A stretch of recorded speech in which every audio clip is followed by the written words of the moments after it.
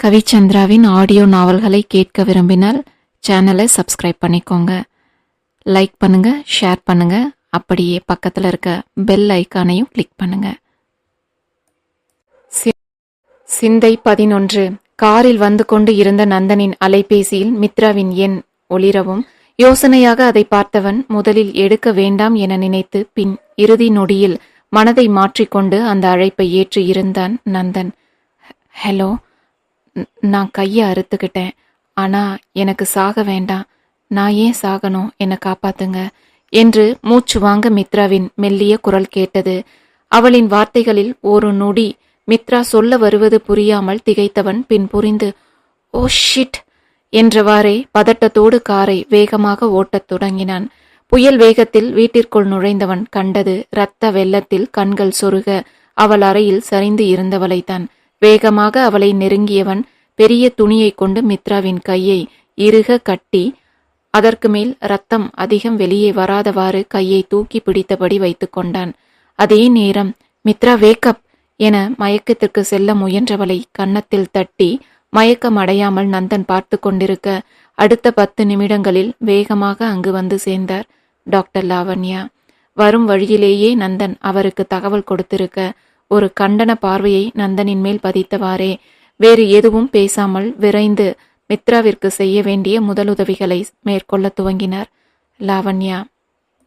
அவருக்கு அருகிலேயே இருந்து தேவையான உதவிகளை நந்தன் செய்து கொண்டிருக்க நந்தன் இங்கு வந்த பிறகு ரத்தம் வெளியேறாமல் பார்த்து கொண்டதோடு பதட்டத்தில் மித்ராவும் சரியாக வெட்டி கொள்ளாமல் போனதால் எந்த ஆபத்தும் இல்லாமல் வெகு விரைவாகவே காப்பாற்றப்பட்டாள் மித்ரா.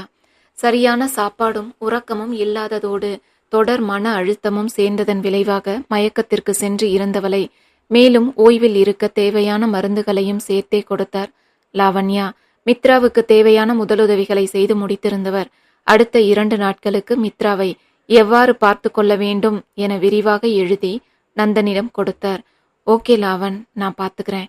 அவசரமா கூப்பிட்டதும் உன் பிஸி நேரத்திலும் உடனே கிளம்பி வந்ததுக்கு ரொம்ப தேங்க்ஸ் என்ற நந்தனை முறைத்தவர் அவனின் கைப்பிடித்து வேகமாக அறைக்கு வெளியில் அழைத்து சென்றார்.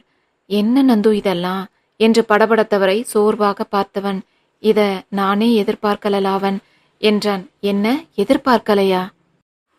நான் அப்பவே சொன்னேன் இல்ல இதெல்லாம் வேண்டாம்னு, நீ தான் கேட்கல. இப்போ பாரு, அந்த பொண்ணுக்கு ஏதாவது நடந்திருந்தா என்ன ஆகும்? ஏன் நந்து இப்படியெல்லாம்? வேண்டாம் ப்ளீஸ், புரிஞ்சுக்கோ என கெஞ்சலாக கேட்டவரையே சில நொடிகள் வெறுமையாக பார்த்த நந்தன் பின் மீண்டும் அதே பழைய அக்கறையில்லாத குரலில் அதான் எதுவும் ஆகலையே விடு என்றான். அதில் லாவண்யாவிற்கு சட்டென கோபம் வந்துவிட என்னது எதுவும் ஆகலையா? அந்த பொண்ணு பதட்டத்துல சரியா வெட்டிக்கல நந்து. ஒருவேளை வெட்டி இருந்தா உனக்கு ஃபோன் செஞ்சே இருக்க முடியாது. நீ வரும் வரைக்கும் உயிரும் காத்திருக்காது, எப்பவோ போயிருக்கும். கெட்டதிலும் ஒரு நல்லது, நீ வீட்டுக்கு தான் வந்துட்டு இருந்த. இல்லனா கொஞ்சம் யோசிச்சு பாரு, வேற எங்கேயோ நீ இருந்திருந்தா அந்த பொண்ணு நிலைமை என்னவாகி இருக்கும்? காப்பாத்தி இருக்க முடியுமா என்ன? அவ தனி மனுஷியும் இல்ல, வயித்துல குழந்தை வேற இருக்கு. எதுக்கு இதெல்லாம்? போதும் நந்து, விட்டுடு என்று இறைஞ்சலாக கேட்டவரை சில நொடிகள் உணர்வின்றி பார்த்தவன் என்னால அது முடியாது லாவன் என்றான் அழுத்தம் திருத்தமான குரலில். நந்து ப்ளீஸ், இது விளையாட்டில்ல, புரிஞ்சுக்கோ என்று லாவண்யா மீண்டும் துவங்கவும் ப்ளீஸ் லாவன், நீ இதுல தலையிடாத, இனி நான் பார்த்துக்கிறேன், நீ கிளம்பு என்றிருந்தான் கரார் குரலில் நந்தன். அன்னைக்கும் நான் சொன்னதை நீ கேட்கல, இன்னைக்கும் கேட்க போறதில்ல, அப்படிதானே? எப்படியோ போ. எதிலும் நான் தலையிடக்கூடாது, ஆனா அவசரத்துக்கு மட்டும் நான் வேணுமா?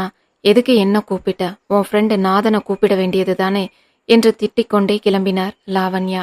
லாவன் இரு, ஜான வர சொல்றேன் என நந்தன் கூறவும் திரும்பி அவனை முறைத்த லாவண்யா.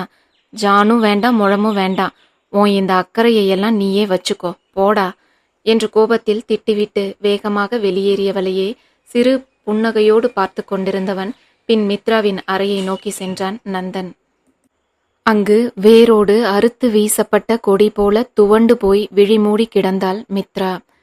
சில நொடிகளுக்கு அவளையே பார்த்து கொண்டு நின்றிருந்தவன் பின் எதுவும் பேசாமல் அங்கிருந்து வேகமாக நகர்ந்தான். அடுத்த அரை மணி நேரத்தில் மித்ராவை அருகில் இருந்து கவனித்துக் கொள்ள ஒரு பெண்மணியை ஏற்பாடு செய்திருந்தான் நந்தன். அவள் இப்போது இருக்கும் நிலையில் அருகில் இருந்து கவனித்துக் கொள்ளவும் மித்ரா முழு ஓய்வில் இருப்பதும் அவசியம் என்பதாலேயும் இதற்கு ஏற்பாடு செய்து இருந்தவன் அதன் பின் அந்த அறைக்கு வரவே இல்லை. முழுதாக 3 நாட்கள் கழித்து மித்ராவின் அறைக்கு நந்தன் வந்தபோது அவள் நன்றாகவே உடல் தேறி எழுந்து அமர்ந்திருந்தாள். அந்த நிமிட பதட்டத்திலும் அவசரத்திலும் வெட்டி கொண்டவளுக்கு நல்ல வேளையாக காயம் ஆழமாக படவில்லை. அதே போல நரம்பு எதுவும் அறுபட்டும் இருக்கவில்லை என்பதனால் தொடர் ஓய்வும் நல்ல கவனிப்பும் சரியான மருந்தும் சேர்ந்து அவளை வெகு விரைவாகவே தேறி வர செய்திருந்தது. இங்கு வந்தபோது இருந்ததை விடவும் அதன் பின்னான நாட்களின் தாக்கத்திலும் தளர்ந்து இருந்ததைப் போல் கூட இல்லாமல் இப்போது உடல் அளவிலும் மனதளவிலும் நன்றாகவே தேறி இருந்தாள் மித்ரா. அதற்கு மருந்தின் உதவியால் கிடைத்த தொடர் ஓய்வும் உறக்கமும் கூட ஒரு காரணமாக இருக்கலாம். நந்தனோடு இங்கு வந்தபோது இருந்த குழப்பமும் கலக்கமும் அதனால் சரியாக உணவு உள்ளே செல்லாமலும் இருந்ததும் உறக்கம் பிடிக்காமல் தவித்ததும் என அவள் இருந்த நிலை மேலும் அவளை மனதளவில் சோர்ந்து போகவும் தெளிவாக யோசிக்கவும் முடியாமல் செய்து கொண்டிருந்ததற்கு நேர்மாறாக இப்போது தெளிவாக யோசிக்கக்கூடிய அளவுக்கான ஒரு மாற்றம் அவளிடம் ஏற்பட்டிருந்தது. 3 நாட்களாக தன்னை பார்த்து பார்த்து கவனித்து கொண்டு அனைத்தையும் செய்து கொண்டிருந்தாலும் அந்த பெண்மணி ஒரு வார்த்தையும் மித்ராவிடம் பேசவில்லை. இவளே ஏதாவது பேசினாலும் அவரிடமிருந்து எந்த பதிலும் வருவதில்லை. நேரத்திற்கு உணவு அளிப்பது, மருந்து கொடுப்பது, அவளின் தேவைகளை அருகில் இருந்து கவனித்துக் கொள்வது என தனக்கு இடப்பட்ட கட்டளையை செய்வது போல் இருந்தது அவரின் அத்தனை செயல்களும். அதை கவனித்தவளும் அதன் பின் அவரிடம் எதையும் கேட்கவில்லை. அதே நேரம் நந்தன் அறைக்குள் நுழைய மரியாதையோடு அங்கிருந்து வெளியேறியிருந்தார் அந்த பெண்மணி. அதன் பின் நந்தனின் பக்கம் பார்வையை திருப்பியவள் தன்மேல் தவறே இல்லாத போது யாரோ செய்த தவறுக்காக தான் தண்டனையை அனுபவிக்க வேண்டிய நிலையில் அதை தன்னம்பிக்கையோடு எதிர்த்து நின்று சமாளிப்பதை விட்டு அவசரப்பட்டு கோழைத்தனமாக ஒரு முடிவு எடுத்ததை எண்ணி இந்த 3 நாட்களாக அவளையே திட்டி தீர்த்து கொண்டிருந்தாள். எதையெதையோ எண்ணி பல பிரச்சனைகளில் குழம்பி இருந்ததன் பலனாக அவசரப்பட்டு எடுத்த முடிவை இறுதி நொடியில் தவறு என புரிந்து கொண்டு நந்தனிடம் உதவி கேட்டு இருந்தாலும் அதை தன்மேல் இருந்த பழிவெறியில் அலட்சியமாக எப்படியோ போகட்டும் என விட்டுவிடாமல் சரியான நேரத்திற்கு வந்து தன்னை காப்பாற்றியதற்காக மனதே இல்லை என்றாலும் அவன் செய்த உதவிக்காக நன்றி சொல்ல எண்ணி மித்ரா வாயை திறந்த நொடி முட்டாள் முட்டாள் அறிவிருக்கா உனக்கு என்று ஆத்திரத்தோடு திட்ட துவங்கி இருந்தான் நந்தன். அவள் செய்தது பெரும் தவறு என மித்ராவுக்கே புரிந்ததனால்தான் அந்த நொடியிலும் சட்டென யோசித்து நந்தனை உதவிக்கு அழைத்து தன்னை காப்பாற்றுமாறு கேட்டிருந்தாள் மித்ரா. ஆனால் அதையே இப்போது நந்தன் கூறும்போது அமைதியாக கேட்டு கொண்டிருக்க அவளால் முடியவில்லை. முட்டாளா இருந்தேன், ஆனா இப்போ இல்ல என்று வேகமாக அவளிடம் இருந்து பதில் வரவும் கேலியாக அவளை ஒரு பார்வை பார்த்தா அப்படி தெரியலையே என்றான் நந்தன். முட்டாளா இருந்ததால் தான் நட்புன்னு ஒருத்திய முழுசா நம்பினேன். அதனாலதான் உங்களால இவ்வளவு ஈஸியா என் வாழ்க்கையில விளையாட முடிஞ்சது. இனி நான் முட்டாளும் இல்ல, நீங்க என் வாழ்க்கையில விளையாடவும் முடியாது என்று அழுத்தம் திருத்தமாக கூறியவளை போலி வியப்பான பார்வையோடு ஒற்றை புருவ உயர்த்தலோடு பார்த்தவன் அப்புறம் என்றான் நக்கலான குரலில். அவனின் அந்த கேலி எரிச்சலை தர என்ன அப்புறம் இல்ல என்ன அப்புறம்னு கேட்கிறேன். என்னை பார்த்தா உங்களுக்கு அவ்வளவு கேலியா இருக்கு இல்ல? இவ்வளவு மோசமா என் வாழ்க்கையில விளையாடியும் இன்னும் அமைதியா இருக்கேன் இல்ல? என்னை பார்த்தா உங்களுக்கு கேலியாத்தான் இருக்கும் என ஆத்திரப்பட்டவளை கண்டு சிரித்தவன், கேலியாதான் இருக்கு, ஆனா நீ அமைதியா இருக்கிறத நினைச்சு இல்ல, முட்டாள்தனமா இப்படி ஒரு முடிவு எடுத்தத நினைச்சு என்றான் நந்தன். ஏன் நிலைமையில இருந்து பார்த்தாதான் ஏன் நிலைமை புரியும் என்று அவனின் கேலி பொறுக்காமல் மித்ரா சொல்லவும், சாகர அளவுக்கு இப்போ என்ன ஆயிடுச்சு? இல்ல சாவுதான் எல்லாத்துக்கும் தீர்வா என்று நிறுத்தி நிதானமாக நந்தன் கேள்வி கேட்கவும் பதிலின்றி திகைத்தாள் மித்ரா. அவன் சொல்வதும் சரிதானே என்ற எண்ணம்தான் அப்போதும் மித்ராவுக்கு. அதோடு இப்படி ஒரு கேள்வியை நந்தனிடம் இருந்து எதிர்பார்த்திராதவள் அப்படியே யோசனையோடு அவன் முகத்தையே பார்த்தபடி அமர்ந்திருக்க, என்ன என்றிருந்தான் ஒரு மாதிரியான குரலில்.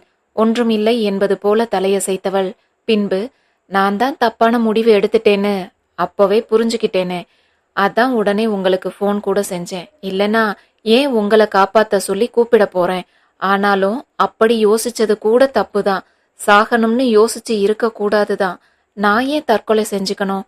நான் என்ன தப்பு செஞ்சேன் என தன் பக்கம் இருக்கும் விளக்கத்தை மித்ரா கொடுக்க முயல, இப்போ பேசு பக்கம் பக்கமா. நீ ஃபோன் செஞ்சா மட்டும் எல்லாம் சரியாகிடுமா? அப்போ நான் வீட்டுக்கு வந்துட்டு இருந்தேன். அதனால எல்லாம் சுமூகமா முடிஞ்சது. ஒருவேளை நான் தூரமா இருந்திருந்தா, சரியான நேரத்திற்கு இங்க வர முடியாம போயிருந்தா, கொஞ்சம் யோசிச்சு பாரு என்றதும் திகைத்து திருதிருத்தாள் மித்ரா. ஆனாலும் உடனே தன்னை மீட்டு கொண்டு, உங்களுக்கும் அது நல்லதுதானே என்று கூறியவளை கூர்மையாக பார்த்தவன், அதுதான் எனக்கு வேணும்னா நான் அதையே செஞ்சு இருப்பேனே, ஏன் இவ்வளவு யோசிச்சு திட்டம் போடணும் என்றிருந்தான் நந்தன். இன்று அவளுக்கு எதுவும் ஆகவில்லை என்பதனால் மட்டும் அவள் எடுத்த முடிவு சரியானதாகிவிடுமா என்ன? அதனால் எதிர்த்து வாதிடவோ நந்தனின் கேள்விக்கு பதிலளிக்கவோ முயலாமல் மித்ரா அமர்ந்திருக்க, தற்கொலை செஞ்சுக்க நினைச்சா மட்டும் போதாது, அதுக்கு சரியா வெட்டிக்கவும் தெரியணும். அது கூட தெரியல, இதுல எனக்கு நல்லது தானேன்னு டயலாக் வேற என நக்கலாக கூறியிருந்தான் நந்தன். இதில் லேசான கோபம் எட்டி பார்க்க, ஆமா தற்கொலை செஞ்சுக்கிறதுல நான் டிகிரி முடிச்சிருக்கேன் பாருங்க என அவளும் பதிலுக்கு பேசினாள். இதெல்லாம் வக்கனையா பேசு, ஆனா முடிவு மட்டும் முட்டாள்தனமா எடு. எதுக்காக நீ சாக நினைச்ச? யாரோ ஏதோ நினைச்சா உனக்கு என்ன பிரச்சனை? நீ யாருன்னு உனக்கு தெரியாதா? யாருக்கோ உன்னை நீ நிரூபிக்கணும்னு உனக்கு என்ன அவசியம் என்று எரிச்சலும் ஆத்திரமுமாக அலுவலகத்திலும் அவள் வீட்டிலும் மற்றவர்கள் அவளிடம் நடந்து கொண்ட முறையே மித்ராவின் இந்த முடிவுக்கு காரணம் என்ற எண்ணத்தோடு அடுக்கடுக்காக நந்தனிடம் இருந்து கேள்விகள் வெளிப்பட்டது. அதுவரை தன்னை குறை சொல்லவும் கேலி செய்யவும் இவன் யார் என்ற எண்ணத்தோடு சரிக்கு சரியாக பேசிக் கொண்டிருந்தவள் அப்போதே உயிரை மாய்த்து கொள்ளும் அளவிற்கு தான் செல்ல நேர்ந்ததற்கான காரணம் நினைவிற்கு வரவும் சட்டென உடைந்து அழத் தொடங்கினாள் மித்ரா. அவளின் அந்த அழுகையை ஒரு பொறுமையற்ற பார்வையோடு பார்த்தவன் தன் பார்வையை திருப்பிக் கொள்ள மித்ராவுக்கோ கட்டுப்படுத்த முடியாத அளவுக்கு கண்ணீர் பெருகியது. சில நிமிடங்கள் பொறுத்து பார்த்த நந்தன் மித்ரா அழுகையை நிறுத்துவது போல் தெரியாததால், இப்போ என்ன, எதுக்கு இப்படி ஒரு அழுகை என்று எரிந்து விழுந்தான். ஏன் இந்த வீட்டுல அழக்கூட எனக்கு உங்ககிட்ட பர்மிஷன் வாங்கணுமா என்ன? உங்களுக்கெல்லாம் கொஞ்சமும் மனசாட்சியே இல்லையா? எப்படி உங்களால இப்படி இருக்க முடியுது என்றவளுக்கு வார்த்தைகள் கூட சரியாக வராமல் அழுகையோடு தடுமாறி வந்தது. எஸ், எனக்கு மனசாட்சி இல்லதான், அதை என்கிட்ட எதிர்பார்க்கவும் செய்யாத. ஆனா மத்தவங்களுக்கு தெரியலனாலும் உன்னை பத்தி உனக்கு தெரியும் இல்ல? அப்படி இருக்கும்போது இப்படி ஒரு முடிவு எடுத்தது அடி முட்டாள்தனம். ஒன்னு எனக்கு எதிராக கம்ப்ளைண்ட் கொடுத்திருக்கணும், இல்லனா என்னை எதிர்த்து போராடி இருக்கணும். இரண்டுமே இல்லாம இப்படி ஒரு கோழைத்தனமான முடிவை எடுத்ததும் இல்லாம அதை நியாயப்படுத்த பேச்சு வேற. நீ செத்துட்டா உன்னை எல்லாரும் நம்பிடுவாங்களா என்று விட்டு அறையில் இருந்து நந்தன் வெளியேற முயல, நான் ஒன்னும் உங்களை எதிர்த்து போராட முடியாம உங்களுக்கு பயந்து இந்த முடிவுக்கு வரல என்ற மித்ராவின் குரல் அவனை தடுத்து நிறுத்தி இருந்தது. அதில் திரும்பி நந்தன் கேள்வியாக மித்ராவை பார்க்க, இதையெல்லாம் உண்மைன்னு நம்பி எங்க அம்மா என்றவளுக்கு அதற்கு மேல் பேச முடியாமல் வார்த்தைகள் தடுமாறியது. இதில் கூர்மையாக அவளை பார்த்தவாறே மித்ராவை நெருங்கியவன், உங்க அம்மா என்று புருவம் சுருங்க கேள்வியாக நிறுத்தினான்.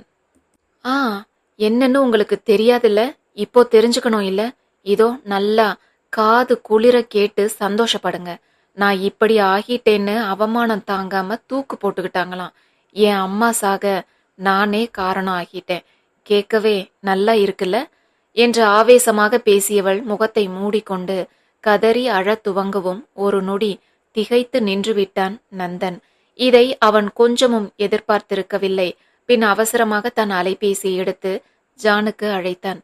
மித்ரா சொன்னதை பற்றி ஜானிடம் கேட்க, அந்த பக்கம் இருந்தோ அப்படி ஒன்று நடக்கவே இல்லை என பலமான மறுப்புதான் விடையாக வந்தது.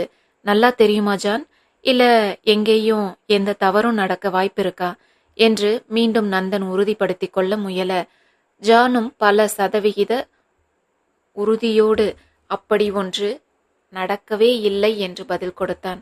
அதில் உண்டான நிம்மதி பெருமூச்சோடு நிதானமாக திரும்பி மித்ராவை பார்த்த நந்தன், உங்க அம்மாவுக்கு எதுவும் ஆகல, நல்லாத்தான் இருக்காங்க என்றான். ஆனால் மித்ராவோ அதை கொஞ்சமும் நம்பவே இல்லை. தன்னை சமாதானம் செய்வதற்காக ஏதோ பேசுகிறான் என்று எண்ணியவள் தலையை நிமிர்த்தாமல் கூட அழுது கொண்டே இருக்க, உங்க அம்மாவுக்கு எதுவும் ஆகலன்னு சொல்றேன்ல, அப்புறம் எதுக்கு இந்த அழுகை என்று எரிச்சலோடு வந்தது நந்தனின் வார்த்தைகள். சும்மா சொல்லாதீங்க, போதும், இதுவரை நீங்க பேசி மத்தவங்களை ஏமாத்தினது. இப்படியெல்லாம் சொல்லி என்னையும் ஏமாத்த வேண்டிய அவசியம் இல்லை.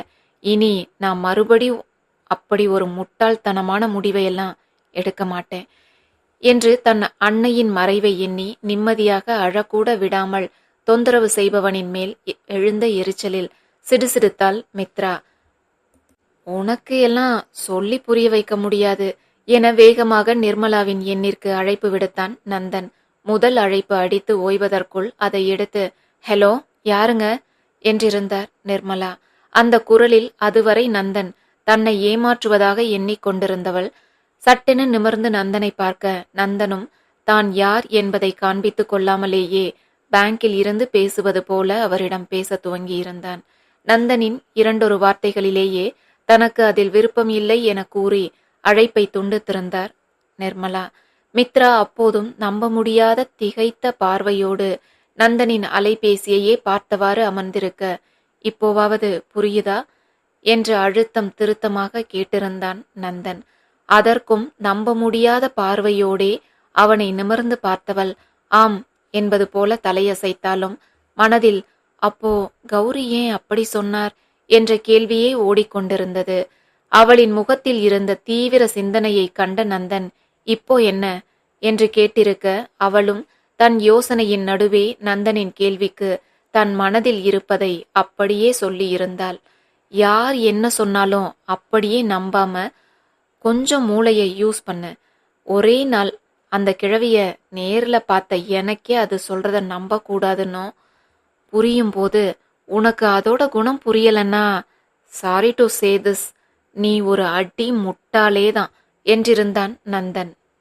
அவன் சொன்ன வார்த்தைகளில் கோபம் எழ, இப்படி ஒரு விஷயத்துல அவங்க பொய் சொல்லுவாங்கன்னு நான் கொஞ்சம் கூட நினைக்கல. இதில் கூடவா விளையாடுவாங்க என்று எரிச்சலோடு பேசினாள் மித்ரா. இது பொய் இல்ல, உன் மேல இருக்க கோபத்துல இனி நீ ஃபோன் செய்யவே கூடாதுன்னு கூட சொன்னதா இருக்கலாம். அப்படி ஒரு பாட்டி இருந்தா நீ எல்லாத்துக்கும் தயாரா தான் இருக்கணும். அட்லீஸ்ட் இதை யார்கிட்டையாவது கிராஸ் செக் செஞ்சுக்க கூட உனக்கு தோணலையா என்று எரிந்து விழுந்தவன் அங்கிருந்து வெளியேற முயல, நீங்க என் வாழ்க்கையில திடீர்னு உள்ள வந்து இதெல்லாம் செய்ய என்ன காரணம்னு எனக்கு தெரிஞ்சாகணும் என திடமான குரலில் கேட்டிருந்தாள் மித்ரா. அதில் பார்வையை திருப்பி மித்ராவை நந்தன் பார்க்க, கொஞ்சமும் கலக்கமோ பயமோ இல்லாத தெளிவான பார்வையோடு நந்தனை எதிர்கொண்டு இருந்தவளைக் கண்டு லேசாக வியந்தவன், அவசியம் தெரிஞ்சுக்கணுமா என்றான். ஆமா, இதுவரைக்கும் நடந்தத என்னால மாத்த முடியாது. ஆனா இனி என் வாழ்க்கையில நடக்க போறத என்னால முடிவு செய்ய முடியும். உங்களுக்கும் எனக்கும் எந்த சம்பந்தமும் இல்ல, அதில் எனக்கு எந்த சந்தேகமும் இல்ல. ஆபீஸ் விஷயம்னு பார்த்தா கூட என்னால உங்களுக்கு லாபம்தான். அதனால அங்கேயும் எந்த பிரச்சனையும் வர வாய்ப்பே இல்லை. ஆனா என் மேலான உங்க கோபத்திற்கான காரணம் என்னன்னு எனக்கு தெரிஞ்சாகணும். இனியும் ஏன் எதுக்குன்னே தெரியாம என்னால இதை அனுபவிக்க முடியாது என்ற உறுதியான குரல் மித்ராவிடமிருந்து வந்தது. தெரிஞ்சு என்ன செய்ய போற? என் மேல கம்ப்ளைண்ட் பண்ண போறியா என்று சிறு நக்களோடு நந்தன் கேட்டிருக்க, மித்ராவிடம் இருந்து லேசான கசந்த புன்னகையே அதற்கு பதிலாக வெளிப்பட்டது. பின்பு, இந்த சில நாள் பழக்கத்தில் நான் பார்த்தவரை உங்க அதிகார பலம், பணபலம் எல்லாமே எனக்கு புரியுது. நீங்க என்ன செய்யவும் தயாராக இருக்க காரணமும், எது வந்தாலும் சமாளிக்க முடியுங்கிற திமிரும் தலைகணமும் வர காரணமும் அதுதான். தோல்வி கிடைக்கும்னு தெரிஞ்சே முயற்சி எடுக்க நான் முட்டாள் இல்லை. எனக்கு காரணம் மட்டும் தெரிஞ்சா போதும். அவசரப்பட்டு அப்படி ஒரு முடிவை நான் எடுக்க காரணமே பல குழப்பங்களும் பல பிரச்சனைகளும் ஒரே நேரத்தில் எதிர்பார்க்காமல் சுழன்றடித்ததனால் மட்டும்தான். இனி அப்படி எதுவும் நடக்காது என்றிருந்தாள் மித்ரா. அவளிடமிருந்து வெளிப்பட்ட தெளிவான வார்த்தைகளில் சில நொடிகள் அவளையே உற்று பார்த்தவன், நீ இதையெல்லாம் தெரிஞ்சுக்கிறதுனால மட்டும் எதுவும் மாறப் போறதில்ல. இன்னும் கொஞ்ச நாள் இது எல்லாம் இப்படியே தான் போகும் என்றிருந்தான் வெற்று குரலில் நந்தன். போகட்டும், எனக்கு அதை பத்தி எந்த கவலையும் இல்ல. ஆனா எனக்கு காரணம் தெரிஞ்சாகணும் என மீண்டும் அதிலேயே உறுதியாக நின்றாள் மித்ரா. இன்னுமா உனக்கு புரியல? தெரிஞ்சு என்ன செய்ய போற? அதனால எதுவும் மாறப் போறதில்ல என்ற நந்தனின் வார்த்தைகளை கூட முடிக்க விடாமல், ஐ டோன்ட் கேர், எனக்கு ரீசன் மட்டும் வேணும் என இடையிட்டிருந்தாள் மித்ரா. அதான் ஏன் என்ற நந்தனின் கேள்விக்கு, ஏன்னா நான் முட்டாள் இல்ல மிஸ்டர் யதுநந்தன். எனக்கு கிடைக்கிற தண்டனை எதுக்குன்னு கூட தெரியாம நான் ஏன் அதை அனுபவிக்கணும் என்று அவளிடம் இருந்து வெளிப்பட்ட ஆக்ரோஷமும் கேள்வியும் நந்தனை ஒரு சில நொடிகள் அமைதி காக்க வைத்தது. பின்பு ஒரு முடிவோடு நிமிர்ந்து அவள் முன் அங்கிருந்த இருக்கையை இழுத்து போட்டு அமர்ந்தவன் சைகையில் அவளையும் அமர சொல்ல, நந்தனின் செயல்களை குழப்பத்தோடு பார்த்தவாறே மித்ரா அமரவும் தன் மனதை திறக்கத் தொடங்கினான் நந்தன்.